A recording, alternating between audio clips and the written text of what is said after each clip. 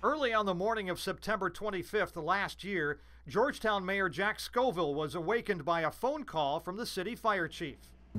He said, "You better come downtown right now, Front Street's on fire."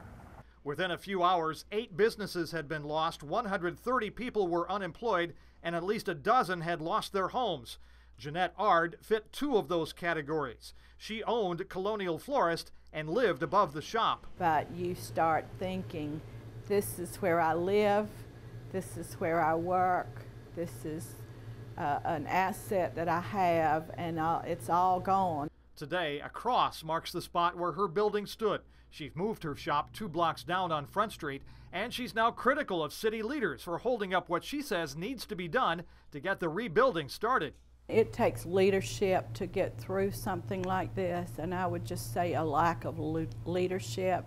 No one's been in elected positions are willing to take the bull by the horns and go to the next step. Governor Nikki Haley promised $1 million to help Front Street rebuild. Ard says the city could use that money to do soil borings on the now empty lots or do flood-proofing work. But Georgetown's mayor says the ball is now in the property owner's court. He says the city can't use public money, city or state, to rebuild private property. But it's not like there's any legal authority that would give us the right to go in and take taxpayer dollars and improve private property. Scoville says the city has written to the governor asking what the $1 million could be used for, but has yet to get an answer. We don't have any of that money. The State Commerce Department is in charge of the money. A spokesperson says the grant can be spent on public infrastructure projects like water, sewer, or streetscaping, but cannot be used to improve private property. Scoville says what makes the recovery more complicated is that any new buildings must conform to state and federal floodplain regulations that didn't exist when the old structures were built.